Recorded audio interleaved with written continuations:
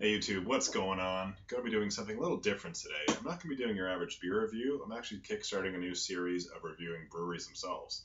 So the first one I'm looking at today, of course, is the Muskoka Brewery, and they are out of Bracebridge, Ontario, just north of me here in Barrie.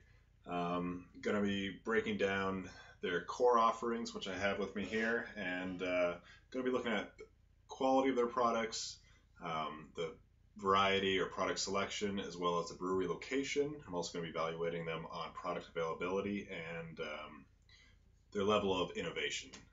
So to start off with, these are their four main core offerings. You probably recognize them as they're all over the province.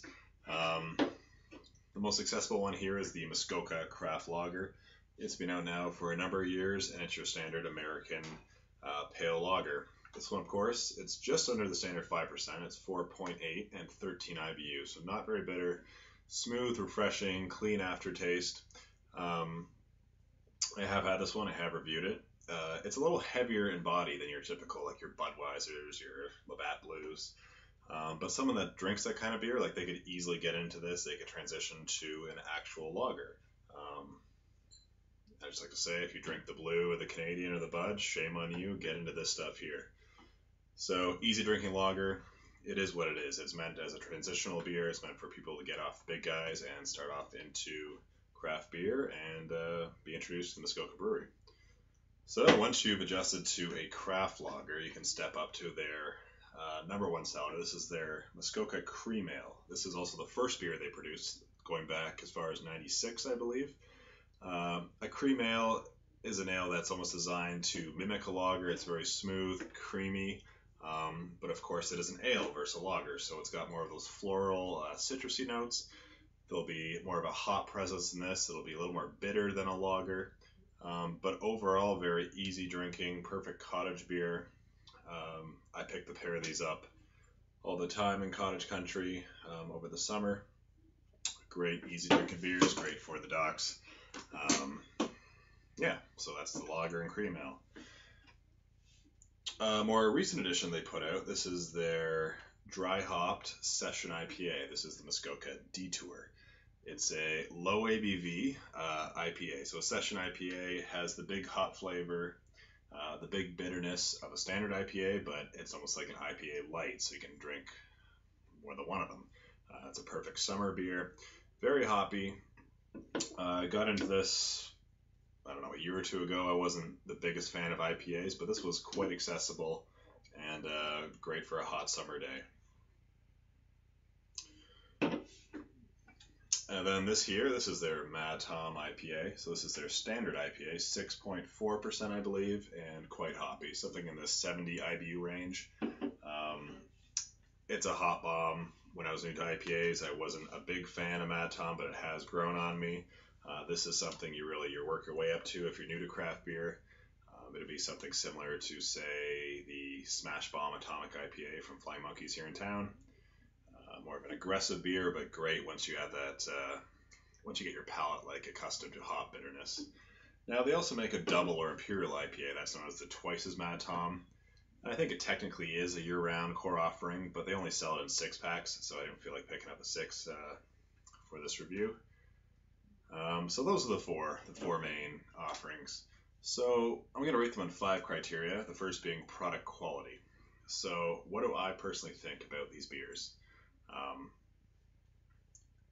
How do they stand up as examples in their style? And I have no complaints from Muskoka. They are exactly what they advertise to be. I've never had any quality issues, no consistency issues, and of course I expect that. They are one of the larger craft breweries in Ontario, so they have the consistency down pat.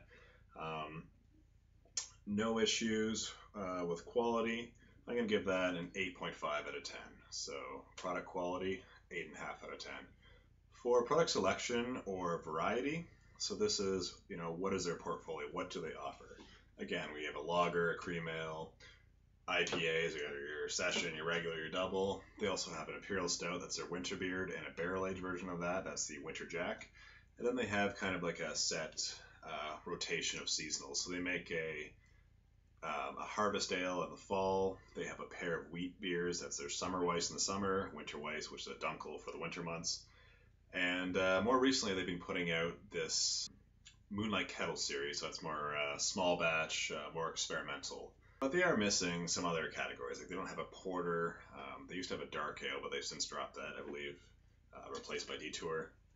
They don't make a standard year-round stout. So they are missing some of the genres or styles of beer, which I wish they would have year-round. So I'm going to give that a 7.25 out of 10 for product selection. Now, as for brewery location, of course, they are located in Bracebridge, Ontario. They're literally like a minute off of Highway 11, highly trafficked highway in the cottage season. Um, the Bracebridge is a small town, roughly 20,000 people. They have enough people, large enough community in Muskoka to sustain them. But of course, their highest volume, their highest sales are in the summer months when the 500,000 cottagers come up Highway 11. So they have great access to the market. Brewery's easy to find and have a pretty sustainable population moving through the area. So I'm going to give that a 9 out of 10 for a brewery location.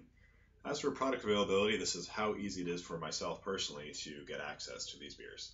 So these four standards here, you see them all over the province. They're in the beer store, they're in the LCBO. No issue finding them. Same with their one-offs, their seasonals. Well, not one-offs, but like their winter beer, their harvest ale. They're all over the province, every LCBO. Because they're one of the larger breweries, they really have distribution down pat, so that gets a 9.5 out of 10. As for product innovation, this is something I believe that Muskoka has really fallen behind in recent years. They are one of the more established breweries, and they've been kind of resting on their laurels in recent years. They have a decent selection of beer, but they haven't been doing a whole lot of experimentation or one-offs recently. Now, I was just at the brewery recently talking to staff, and they mentioned that's really where the Moonlight Kettle project's going. So, Moonlight Kettle are the larger 750 bottles. They're going to be more of like a special release, one-off, small batch series. So those bottles actually won't be going, or as many of them won't be going to the LCBO. They're going to be brewery only. And it sounds like they're going to be putting out a new beer every month. So they're trying to get back to their roots and being more innovative, being more craft. So I'm glad they recognize that. But because of that, product innovation now as it stands is a 7.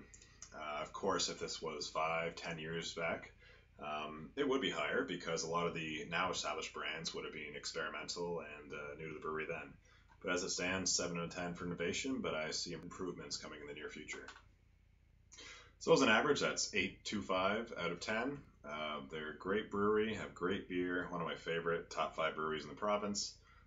They do have a good selection of core offerings and a decent selection of seasonals. They are, however, lacking in some innovation, but they are addressing that with their Moonlight Kettle series. So I'm looking forward to big things in the future with Muskoka. Till next time, guys, cheers.